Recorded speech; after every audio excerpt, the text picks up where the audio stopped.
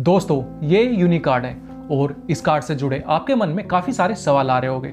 दोस्तों मैं आपके उन सवालों के जवाब इस वीडियो में देने वाला हूँ। मैं टोटल 9 सवालों के जवाब आपको इस वीडियो में दूंगा और अगर आपका कोई सवाल रह जाता है तो आप कमेंट के द्वारा अपना सवाल मुझसे पूछ सकते हैं, मैं तुरंत उसका रिप्लाई कर दूंगा। दोस्तों ये जो कार्ड है ये हमें इस तरीके के बॉक्स में देखने को मिलता है और दोस्तों इसके अंदर बॉक्स में क्या क्या चीज़ मिलती है वो मैं पहली वीडियो में बात कर चुका हूँ। दोस्तों पहला सवाल जो काफ़ी सारे लोगों के मन में आ रहा होगा वो यह है कि दोस्तों ये जो यूनिक कार्ड है क्या एक क्रेडिट कार्ड है या फिर एक नॉर्मल कार्ड है।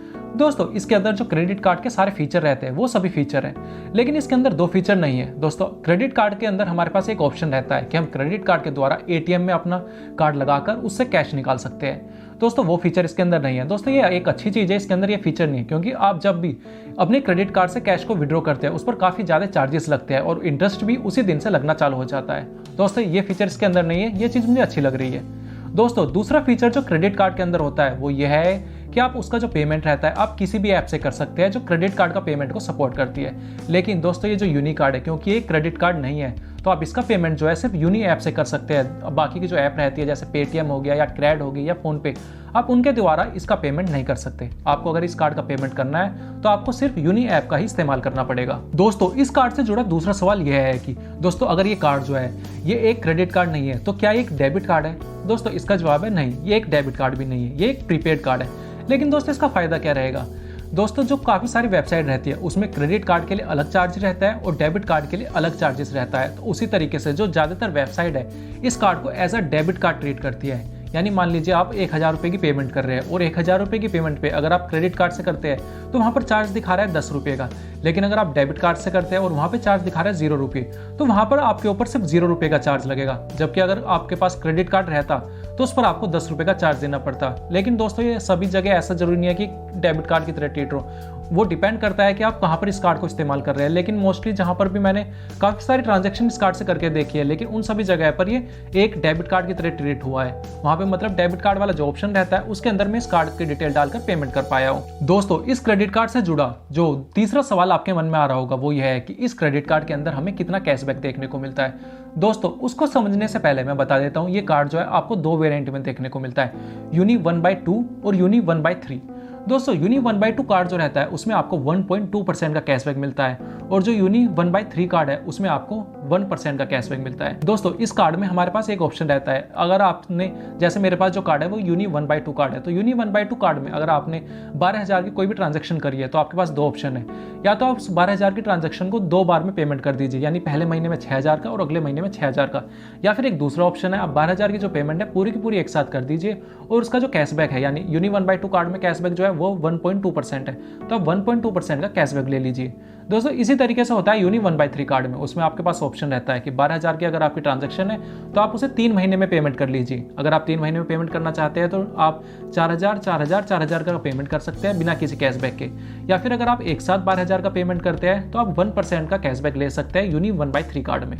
दोस्तों इस कार्ड से जुड़ा जो चौथा सवाल आपके मन में आ रहा होगा वो यह है कि इस कार्ड में कितना चार्ज वगैरह लगता है। दोस्तों इस कार्ड को लिए हुए मुझे 2 महीने हो चुके हैं। तो दोस्तों जब मैंने पहले मंथ का इसका पेमेंट कर रहा था दोस्तों उसमें हमें एक ऑप्शन देखने को मिलता है, अगर हम पूरा का पूरा 100% पेमेंट करते हैं तो हमारे ऊपर कोई भी किसी भी तरीके का चार्ज नहीं लगता है। लेकिन अगर हम पार्शियल पेमेंट करते हैं यानी थोड़ा कम पेमेंट लगते हैं तो वहाँ पर हमें अलग अलग तरीके के चार्ज देखने को मिलते हैं। तो दोस्तों आप मान सकते हैं अगर आप पूरा पेमेंट कर रहे हैं और इसका अच्छे से इस्तेमाल करते हैं तो आपके ऊपर किसी भी तरीके कोई भी हिडन चार्ज नहीं लगने वाला है। तो 5वां सवाल यह है कि दोस्तों ये जो यूनिक कार्ड है उससे आपका जो क्रेडिट स्कोर रहता है उस पर किस तरीके का असर पड़ता है।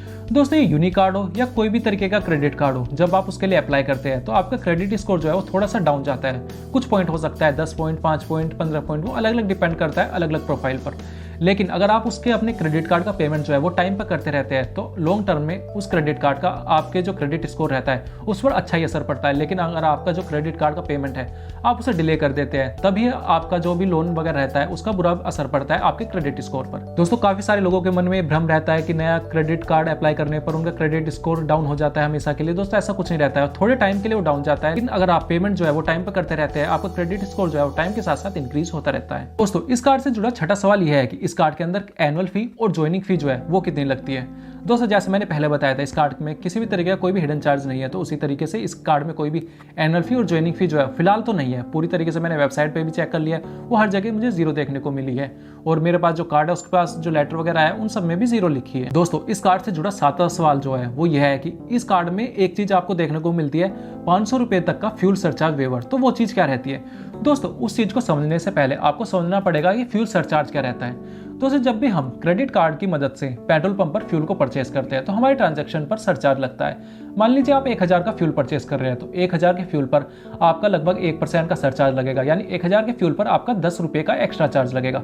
दोस्तों जो क्रेडिट कार्ड रहते हैं उस सरचार्ज को हमें वापस कर देते हैं। उसी तरीके से ये जो कार्ड है, इस कार्ड में 500 रुपये तक आपका एक महीने में जो भी सरचार्ज लगेगा वो वापस आ जाएगा। यानी अगर आप 1000 की ट्रांजेक्शन करते हैं, 1000 की ट्रांजेक्शन पे आपका 10 रुपये का सरचार्ज लगेगा, तो आपका 10 रुपये का जो सरचार्ज है वो वापस आ जाएगा। दोस्तों इस कार्ड से जुड़ा 8वां सवाल यह है कि इस कार्ड की जो बिलिंग साइकिल रहती है वो किस तरीके से वर्क करती है।